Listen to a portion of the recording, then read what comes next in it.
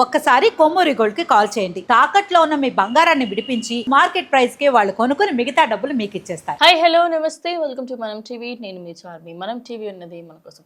ప్రస్తుతం రంగారెడ్డి దగ్గర ఒక ఇన్సిడెంట్ అయితే జరిగిందనమాట. ఈ మధ్య కాలంలో మనం చూసిన ఎన్నో సినిమాలలో ఓ డైలాగ్ వస్తుంది.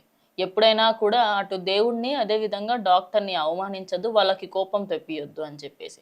దేవునికి సంబంధించి కోపం తెప్పిస్తే డాక్టర్ దగ్గరికి పంపిస్తాడని, డాక్టర్కి కోపం వస్తే దేవుని దగ్గరికి పంపిస్తారని వెటకారంగా అన్న డైలాగ్ ఈరోజు నిజంగానే బయటకు వచ్చింది అనుకోవచ్చు. అయితే రంగారెడ్డి దగ్గర రాజేంద్ర నగర్ పోలీస్ స్టేషన్ పరిధిలో ఒక చిన్న పిల్లాడు విష్ణువర్ధన్ అనే ఆయన తన కొడుకుని తీసుకొచ్చాడు. సార్ జ్వరం వచ్చింది, ఈయనకి సంబంధించి టాబ్లెట్లు ఇవ్వండి అన్నారు. 6 ఏళ్ల చిన్న బాబు. ఆయనకి సంబంధించి టాబ్లెట్లు ఇవ్వకుండా ఇంజెక్షన్ ఇస్తాను అని చెప్పేసి ఓ ఇంజెక్షన్ ఇచ్చాడు. ఒకదాని తర్వాత సరే ఇంకోటి కూడా ఇద్దామని 2 ఇంజెక్షన్లు ఇచ్చాడు. 2 ఇంజెక్షన్ ఇచ్చిన వెంటనే ఆ శిశువు ఇక ప్రాణాలు కోల్పోయింది. వెంటనే అక్కడ దానికి సంబంధించి ఏమైందో ఏంటో ఎవరికి అర్థం కాలేదు. ఇక దీనికి సంబంధించి కంప్లీట్ డీటెయిల్స్ తెలుసుకుందాం. అయితే రాజేంద్ర నగర్కి సంబంధించి పోలీస్ స్టేషన్ పరిధిలో రంగారెడ్డి జిల్లాకి సంబంధించిన ఏరియా. అయితే అక్కడ విష్ణువర్ధన్ అనే ఒక ఆయన ఉన్నాడు. ఆయన తన కొడుకుకి సంబంధించి చాలా అల్లారు ముద్దుగా పెంచుకున్న కొడుక్కి సడన్ గా జ్వరం వచ్చింది. సరే దగ్గరలోనే క్రేయాన్స్ హాస్పిటల్కి వెళ్దాము, ఇక్కడ దగ్గరలోనే ఉంది కదా, చూడడానికి హాస్పిటల్ మాత్రం చాలా అద్భుతంగా ఉంటుంది, ఏకదమ్ ఫెసిలిటీస్ ఉంటాయి, అది ఇది అని చెప్తారు. కానీ లోపలికి వెళ్ళిన తర్వాత ఆ డాక్టర్ పేరు అభిషేక్ అని తెలుస్తుంది. అయితే ఆ డాక్టర్ ఎవరైతే చికిత్స చేశాడో ఆయన సరే బాబుకి సంబంధించిన 2 ఇంజక్షన్లు ఇద్దాము అన్నాడు. ఇచ్చిన వెంటనే అప్పటి కొద్దిసేపు బాగానే ఉన్నారు. కానీ సెకండ్ ఇంజక్షన్ ఇచ్చిన వెంటనే ఆ బాబు మృతి చెందాడు. ఇక ఈ ఘటన తెలిసిన వెంటనే అసలు ఆ బాబు ఇంకా ఉలుకు పలుకు లేకుండా ఉండడంతో ఒక్కసారిగా అటు తల్లి ఇటు తండ్రి ఇద్దరు కుప్పకూలిపోయారు. అసలు ఏం డాక్టర్ రా నువ్వు, అసలు నిజంగానే నువ్వు ఎంబీబీఎస్ చేసే డాక్టర్ అయినవా లేకుంటే నామకే వాసే డాక్టర్? ఇలాంటి ఘటనలు ఎన్నో జరుగుతున్నాయి. అందువల్లనే ఇప్పుడైతే ఆ పేరెంట్స్ ఎవరైతే ఉన్నారో ప్రస్తుతం ఆ హాస్పిటల్కి సంబంధించి సీజ్ కూడా చేసినట్టుగా తెలుస్తుంది. అండ్ మెయిన్ థింగ్ ఏంటి అంటే ఈ హాస్పిటల్ యాజమాన్యంకి సంబంధించి పోలీసులకు అప్పటిదప్పుడు ఆ పేరెంట్స్ ఎవరైతే ఉన్నారో వాళ్ళు కంప్లైంట్ ఇవ్వడంతో అక్కడ పోలీసులు వచ్చే లోపే అక్కడ వాళ్ళ ఫ్యామిలీ అదేవిధంగా ఫ్రెండ్స్ అందరూ కూడా వచ్చి ఆ హాస్పిటల్ని మొత్తం ఫర్నిచర్ని అదేవిధంగా చాలా ఎక్విప్మెంట్స్ కూడా ధ్వంసం చేసినట్టు తెలుస్తుంది. ఎందుకంటే ఒక చిన్నారి ప్రాణం కూడా కాపాడలేని ఒక వ్యక్తి, అంటే ఒక జ్వరానికి సంబంధించి ఒక కరెక్ట్గా ఒక ట్యాబ్లెట్ ఒక ఇంజక్షన్ ఇవ్వలేని వ్యక్తి ఏం వ్యక్తి, ఆయన ఏదైతే ఇంజక్షన్ ఇచ్చిండో అది ఎక్స్పైరీ డేట్ అయిపోయింది. ఆ ఎక్స్పైరీ డేట్కి సంబంధించి కూడా ప్రజెంట్ అందరూ కూడా మాట్లాడుకుంటారు. ఎందుకంటే ఒక డాక్టర్ అయి ఉండి నీ దగ్గర ఏవి కరెక్ట్ డేట్లో ఉన్నాయి, కనీసం ఆ డేట్ చూసుకోనన్నా ఇచ్చే తెలివి లేదా? మరి నువ్వు ఏ యాంగిల్లో నువ్వు డాక్టర్ అయినావు మరి అంటూ ఇప్పుడు ప్రజెంట్ ఆయనకి సంబంధించి ఆయన కేసు నమోదు చేసి దర్యాప్తు కూడా కొనసాగుతున్నారు.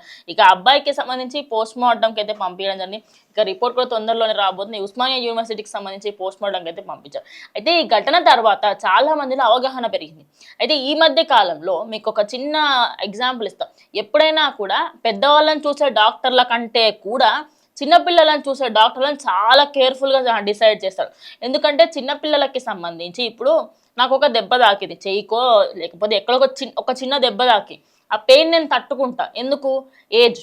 అదే ఇప్పుడు మా అమ్మకో లేకపోతే మా నాన్నకో వాళ్ళు తాకింది అనుకోండి, వాళ్ళు ఇంకెక్కువ ఓర్చుకుంటారు, ఎందుకంటే దానికైనా పెద్ద దెబ్బలు చూశారు కాబట్టి. కానీ ఒక చిన్న పిల్లాడికి సంబంధించి చిన్న గోరు తెగినా కూడా వాళ్ళకి పెయిన్ ఎక్కువగా అనిపిస్తుంది. మరి అలాంటిది అంత చిన్న బాబు ఒక జ్వరంతో వస్తే ఇక తిరిగి రాని లోకాలకు పంపించడం, అసలు నువ్వు ఏ యాంగిల్ డాక్టర్వి అంటూ ప్రజెంట్ ఆయన అయితే తిట్టుకొని వాళ్ళు ఎవరూ కూడా లేరు. అయితే ఇలాంటి ఘటనలు ఎక్కువ అవుతున్న క్రమంలో మరి ఈ డాక్టర్లు ఎవరైతే చిల్డ్రన్కి సంబంధించి చిన్నపిల్లలను చూసే డాక్టర్లు ఉంటారో ఈ మధ్య కాలంలో ఇంకొక ఇన్సిడెంట్ కూడా వచ్చింది. ఆయన తప్పు టాబ్లెట్ ఇవ్వడంతో అబ్బాయికి సంబంధించి ఆయన అయితే మన హెల్త్ ఇష్యూస్ రావడము, సైడ్ ఎఫెక్ట్స్ రావడం జరిగినాయట. అంటే మీరు డాక్టర్స్గా నిజంగానే డాక్టరేట్ చేస్తున్నారా లేకపోతే నామకే వాస్తే ఏదో తూతూ మంత్రంగా చేస్తారా? అంటే ఎట్లా అయిపోతుందంటే ఇప్పుడు ఇదేమంటారు, మోషన్ వస్తే పచ్చగోలి, తలనొప్పి వస్తే ఎర్రగోలి, లేకపోతే ఇంకోటి, అంటే కలర్లు పెట్టుకొని ఇట్లా నా గోళీలు ఇస్తున్నట్టుగా ఉంది. సేమ్ ప్రజెంట్ ఇక్కడ సిచ్యువేషన్ అట్లనే అనిపిస్తుంది.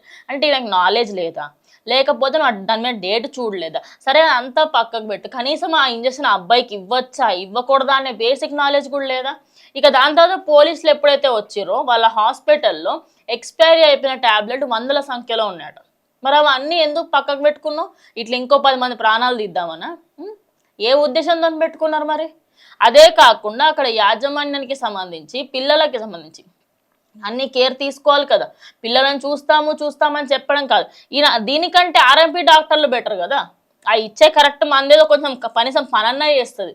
ప్రతి ఏరియాకి సంబంధించి ఒక ఆర్ఎంపీ డాక్టర్ ఉంటాడు. మీరు ఎంబీబీఎస్లు ఎఫ్ఆర్సీఎస్లు తొక్క తోటకూర చేసేం లాభము? దేవుడితో పోలుస్తారు. కామెడీ కాదు, నిజ జీవితంలో కూడా దేవునికి సంబంధించి అరే నువ్వు దేవుడి స్వామి అని చెప్పి డాక్టర్లను ఎందుకు అంటారంటే వాళ్ళు ప్రాణాలు కాపాడగలుగుతారు కాబట్టి, వాళ్ళకి సంబంధించి ఎంత క్రిటికల్ సిచ్యువేషన్ కాపాడగలుగుతారు.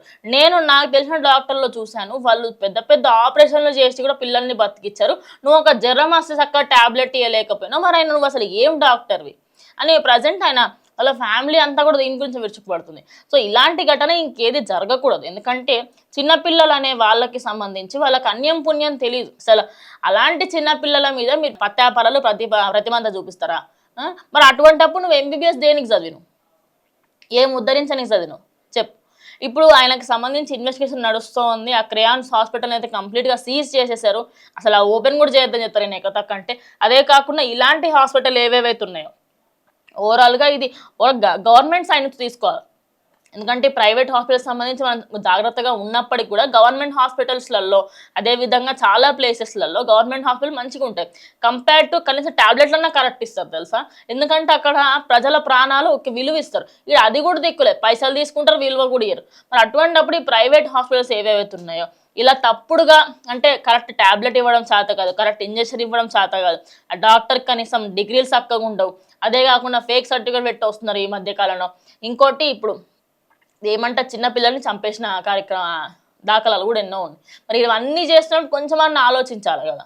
సో ప్రజెంట్ ఇక్కడ జరిగిన ఇన్సిడెంట్ ఇంకెక్కడా జరగకూడదు అంటే గవర్నమెంట్ దీనిపైన యాక్షన్ తీసుకోవాలా, ఖచ్చితంగా దీని గురించి మాట్లాడాలా. ఇలాంటి వాటన్నిటిని కూడా సీజ్ చేసి పడాలి. సీజ్ చేస్తేనే సిగ్గు వస్తుంది వీళ్ళకి, లేకుంటే ఇలాంటి వాళ్ళకి సిగ్గు రాలేదు కూడా.